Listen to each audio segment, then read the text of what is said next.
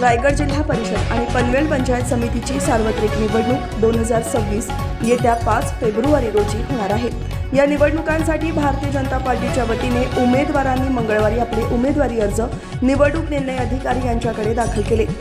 माजी खासदार लोकनेते रामशेठ ठाकूर यांच्या मार्गदर्शनाखाली आमदार प्रशांत ठाकूर, आमदार महेश बालदी, भाजप जिल्हाध्यक्ष अविनाश कोळी, ज्येष्ठ नेते जयंत म्हात्रे तसेच राज्य परिषद सदस्य अरुण शेठ भगत यांच्या नेतृत्वाखाली ही अर्ज दाखल करण्याची प्रक्रिया पार पडली।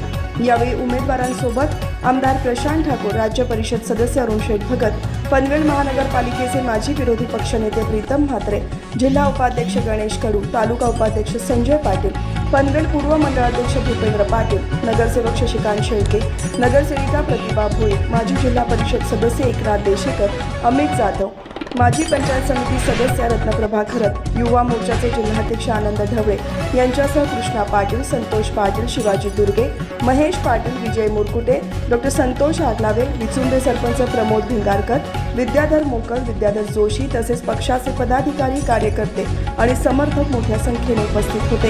एकला माझा जाला राष्ट्राची हो जाण, ना नावापुरता हिंदू अवघ्या हिंदुत्वाची शान। हा पक्ष एकला माझा जाला राष्ट्राची हो जाण, ना नावापुरता हिंदू अवघ्या हिंदुत्वाची शान। शिवछत्रपती रक्तात आमच्या हृदयी पावन राम, संस्कार आम्हावर संघ शक्तीचे सार्थ हो अभिमान। हा देश घडविण्यास सदैव तत्पर पक्ष भाजपा।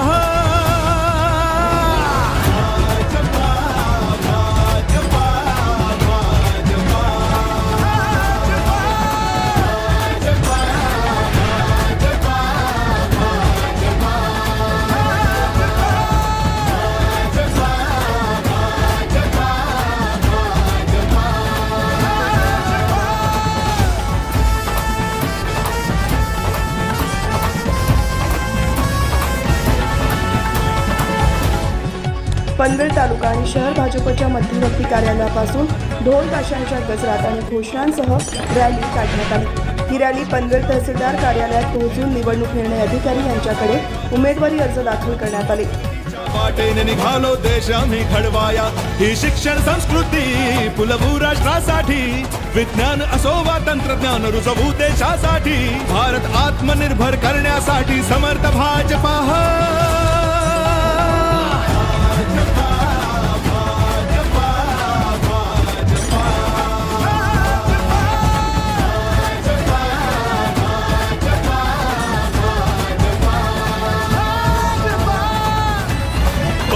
ध्वज देशाचा सन्मानाने रोविला हो अटके पार, या प्रगल्भ भारत भूमीचे हो भूनी शिल्पकार। ध्वज देशाचा सन्मानाने रोविला हो अटके पार, या प्रगल्भ भारत भूमीचे हो भूनी शिल्पकार। या सशक्त राष्ट्राची गेली हो पायभरणी, तर सुजलाम सुफलाम भूमी ही पावन जगण्यासाठी। उज्ज्वल भारत बनविण्याचा हा ध्यास एकला माझा।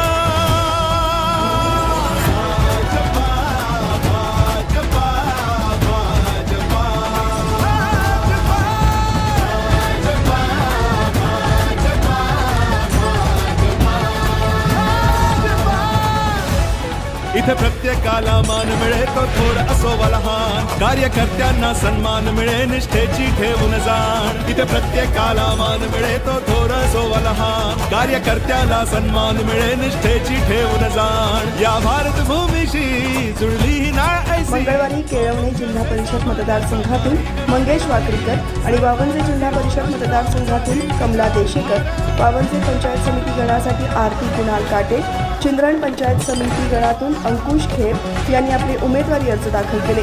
उर्वरित जिल्हा परिषद आणि पंचायत समिती गणातील उमेदवार बुधवार दिनांक 21 जानेवारी रोजी अर्ज दाखल करणार आहेत। नामनिर्देशन पत्र दाखल करण्याची अंतिम तारीख 21 जानेवारी असून छाननी 22 जानेवारी रोजी होणार आहे।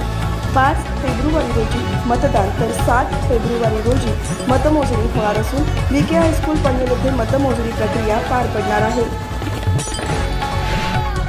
वेगवेगळ्या कारणामुळे या स्थानिक स्वराज्य संस्थांच्या निवडणुका रखडल्या होत्या।